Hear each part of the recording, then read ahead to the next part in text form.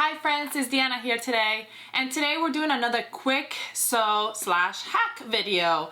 I'm really enjoying this quick sews and these hack videos, so I'm bringing you more because that's what I like to do, and I hope you like that as well, and I hope you are sewing these hacks with me as well.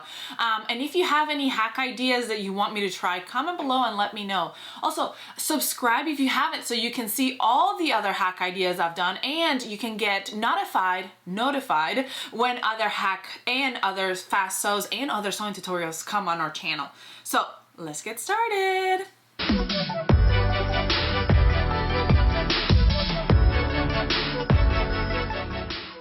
All right, today we're going to be doing the straight fit raglan, and I was, as usual, browsing through my apps online, and this one raglan top showed up, and it was a color blocked, and it had color blockings here on the sleeves. So we had a chunk right here was a different color, and then he had this little placket right here, this little V placket right here, and I thought, let's do that. I want to do that. So I figured, why not come and do it with my friends? So I'm using this straight fit raglan because it was a looser fit on the picture, and I want to go with a looser fit, but you can also use our going home raglan if you want a more fitted look. The straight fit raglan is a straight fit, so it doesn't curve, and then the going home raglan is more of a curvy fit, so it goes in and it's a little bit more fitted if that's what you want.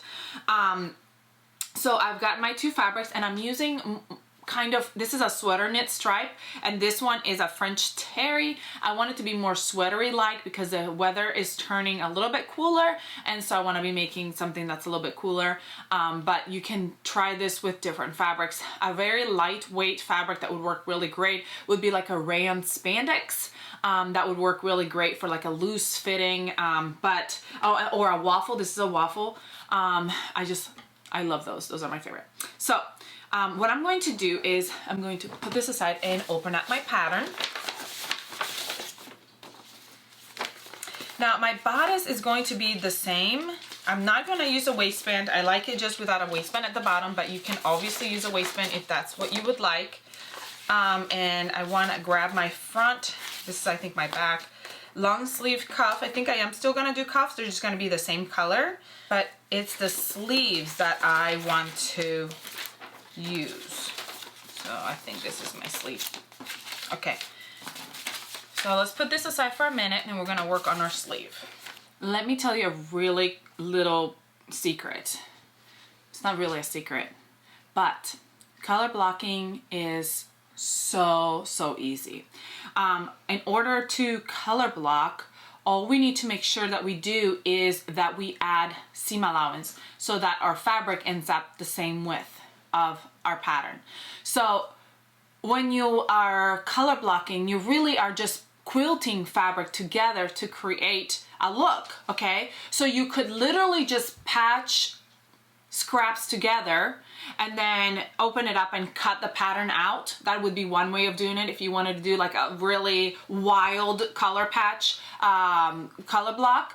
So you could grab different fabric scraps and just kind of piece them together and make like a piece of fabric big enough, put the pattern on top of it and cut around it.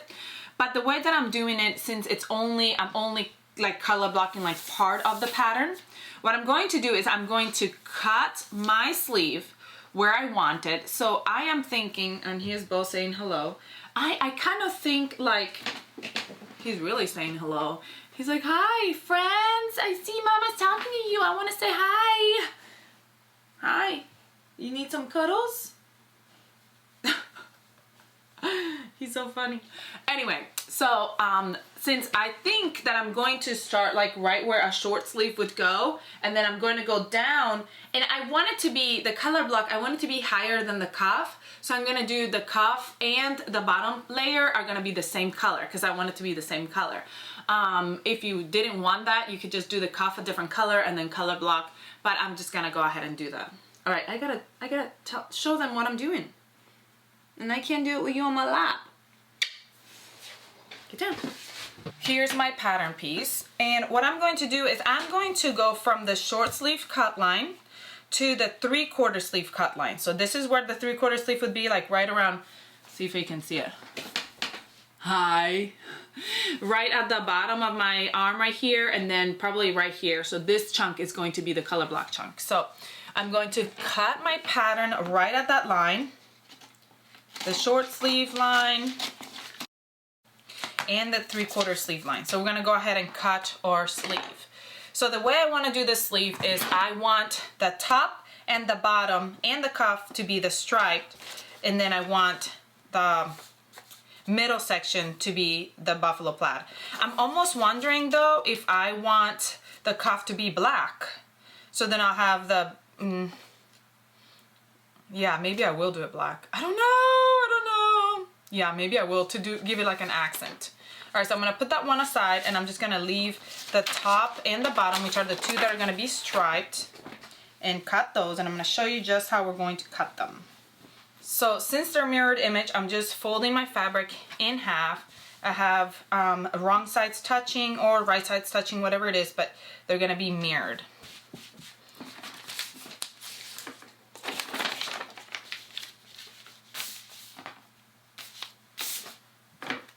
Here's my top piece. I wanna kind of line it up with my lines so it kind of matches up a little bit. All right, so I'm gonna go ahead and cut that out. And what I'm gonna do to add the seam allowance is I'm going to add right at the bottom where I cut them, where I separated it, I'm gonna add a 1/4 inch seam allowance. Now you can add however much seam allowance you want to add to this. Like if you like to sew with a 1/2 inch seam allowance, you can add a 1/2 inch. But the pattern calls for a 1/4 inch seam allowance, so I'm just gonna go ahead and do that 1/4 inch seam allowance. So I'm putting my ruler there and a 1/4 inch, so I'm gonna cut that. And I'm gonna cut all around the rest of the pattern. All right, so now I've got my sleeve cut out, the top of my sleeve, with that 1/4 inch seam allowance right there. Fold it up and put it aside. Okay, now I gotta cut the bottom of my sleeve. And we're gonna do the same thing and leave a 1/4 inch seam allowance at the top, right there where we made that cut. I can kind of eyeball the fact that that's a 1/4 inch right there because it's straight up here, so that way I don't have to make a cut up there. But that is a 1/4 inch seam allowance up at the top. 1/4 inch seam allowance at the top, and I didn't mention it, also 1/4 inch seam allowance at the bottom. You can see, thankfully, I went down a little bit. So I've got that seam allowance on both sides. And the reason why is because this chunk was cut up here and down here. So you need the seam allowance at the top and you need the seam allowance at the bottom. So you need to add seam allowance to wherever edge you already cut. Whatever edge you cut off the pattern, you need to add the seam allowance to it. And then for the bottom piece, I'm gonna use the other color. And then I'm only adding seam allowance to the top because that's where I cut it off the pattern. So whenever you go off pattern, that's where you cut. So let's say that you wanted to color block it 3 ways. Well, no, this is 3 ways. If you want to color block it 4 ways or whatever, wherever you cut that pattern up, so let's say you had another cut right here, then you'd have to add seam allowance at the top and the bottom here, and at the top on this bottom part. So wherever you change your pattern at, wherever you cut it at, you need to make sure you add that seam allowance because you're going to be piecing these fabrics together. So you need enough room for the fabric, for the seam.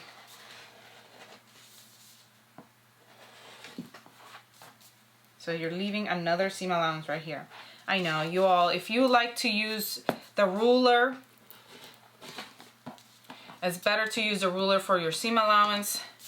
I didn't, I'm just eyeballing that 1/4 inch seam allowance right up here. Okay, so here's another 1/4 inch seam allowance. Whoop. I did show you the first one with a ruler, so, but yes, usually you should be using a ruler so you have it nice and ready. All right, so now we're gonna go ahead and talk about how we're gonna put this together. So what we'll do now, super simple. I love how simple this is. You're gonna be like, that's it? Yeah, that's it. That's all you gotta do. We're gonna grab our main part. No, I messed up. Yo, were you screaming at me when I was trying to cut this? This is the part that I want red, not that top part. Why did I do it? Look at that. Whew. And I thought I separated them. All right, put it aside. I'm gonna actually use this middle part right here and cut my bottom part. That way I don't waste that whole piece. My goodness. Did you all notice it when I was cutting it? All right, here we go. The bottom part. All right, make sure you actually put them together like you're supposed to so you don't end up cutting the wrong piece of fabric, the wrong color blocking. All right, so that's the bottom piece. Now we're gonna go cut the middle piece again out of this red.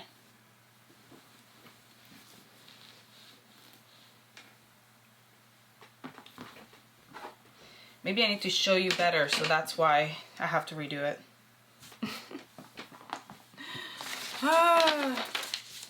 All right.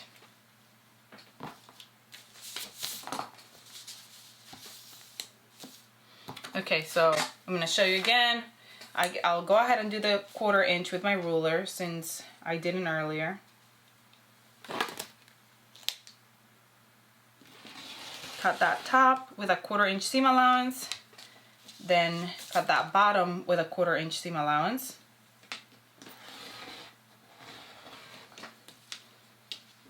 And then the sides stay the same because of the fact that you're not color blocking that.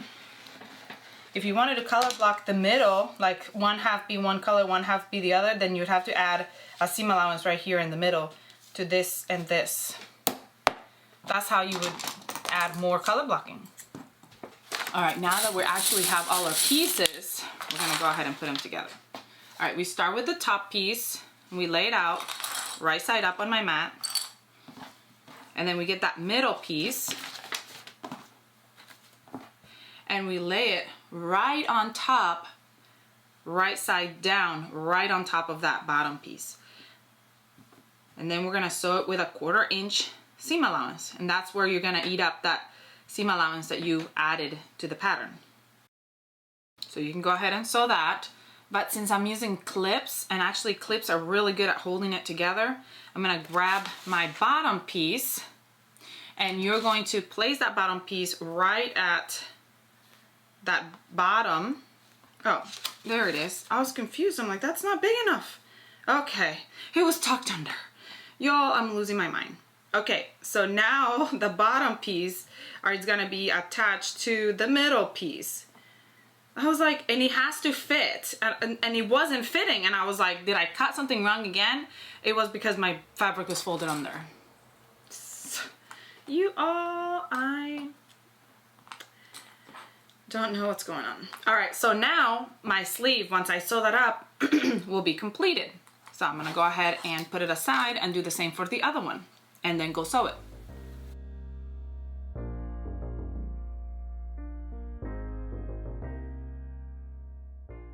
All right, friends, 2 important things about color blocking. First of all, when you're color blocking, you need to make sure that your fabrics are compatible. The other one is not gonna be too loose and stretchy, and the other one too rigid and tight, and then it gives you a tight and then loose effect. If that's what you're going for, then go ahead, but you need to make for the best effect, for it to look more uniform. You wanna find fabrics that are similar in weight and in drape to each other. And then another thing is steaming your seams.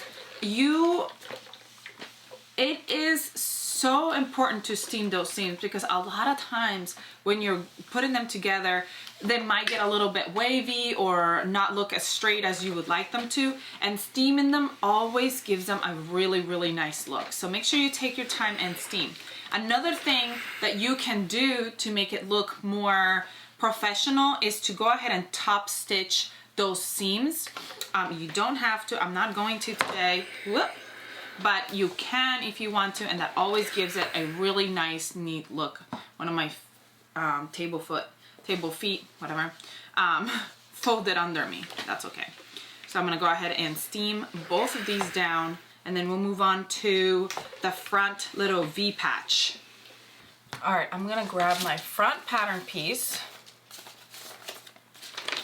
This is my front pattern piece. This is my back. Here's my front. So we can do two things. We can first of all go ahead and trace this front piece into another piece of paper that is this big, so we can see the whole shape of the pattern piece. Or you can go ahead and cut your fabric now, that way you don't have to use up another piece of paper. So I'm gonna go ahead and cut my fabric, and then I'm grabbing another piece of paper to decide how big I want that V that I'm adding to it to be. So I'm just gonna fold this paper in half because that's my fold anyway. And I'm going to add my top. Shape my pattern. Because it's gonna be cut out the same shape of the pattern once we decide how we want it. I'm using my red fabric, so let me cut that front out.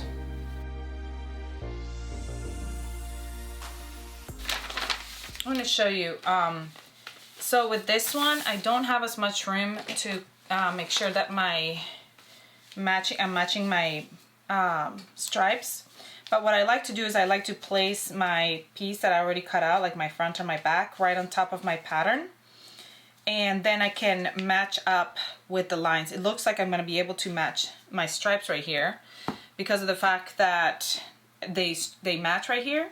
So then now I can just cut, and hopefully it will match once I sew it together.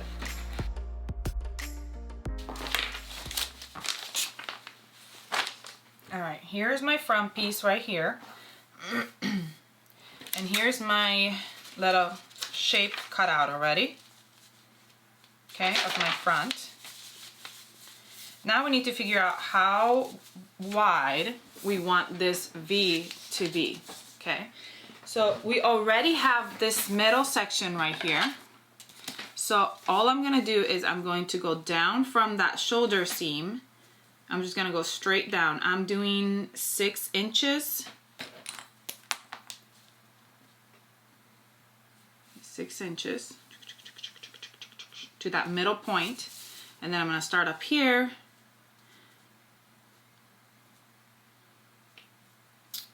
and I'm going another 6 inches to that middle point. And obviously you can do it as low as you want. If you want it bigger or whatever, it's up to you, but I think this will be a good size for me. Let me cut it out and see.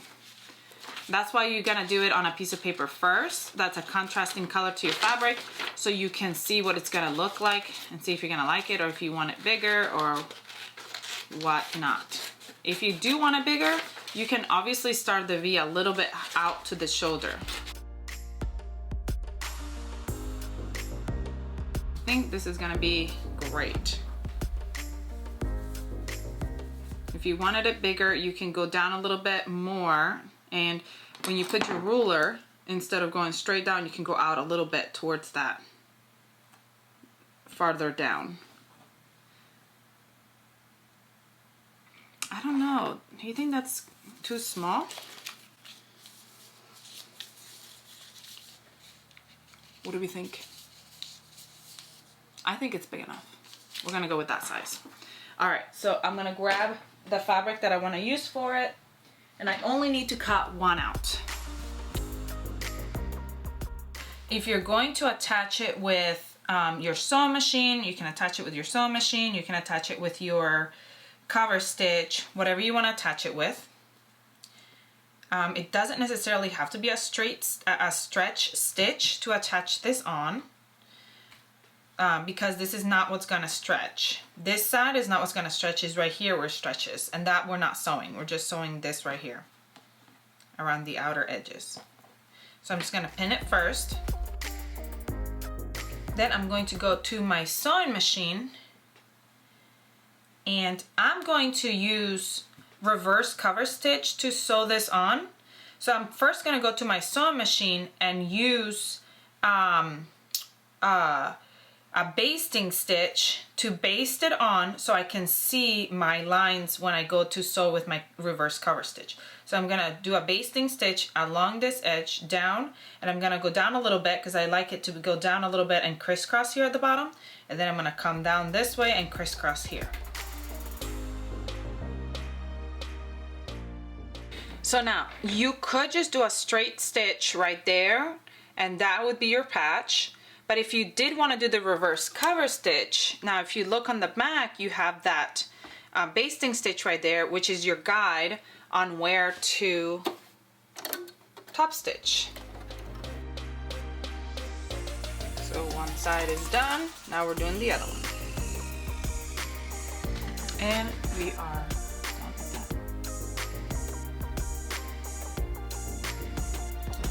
cute. All right, now that we're done, we're gonna go ahead and attach our sleeve. So we're gonna grab our sleeve and match it right sides together with the front.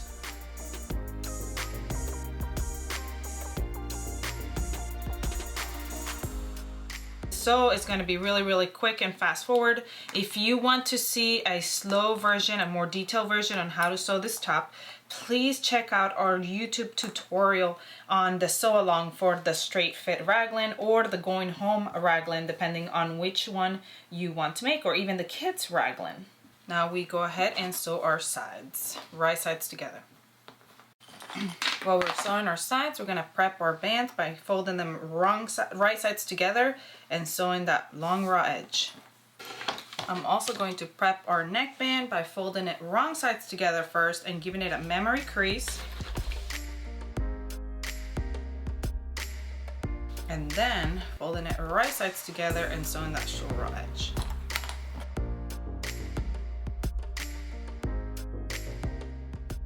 Now we quarter and attach our bands. For more information on how to do bands, please check out our bands video on our YouTube channel. It's called Bands, Bands, Bands, and I go over in really great detail on how to attach these bands in an easy manner. We quarter first, and then we attach our bands to our quarter right sides together.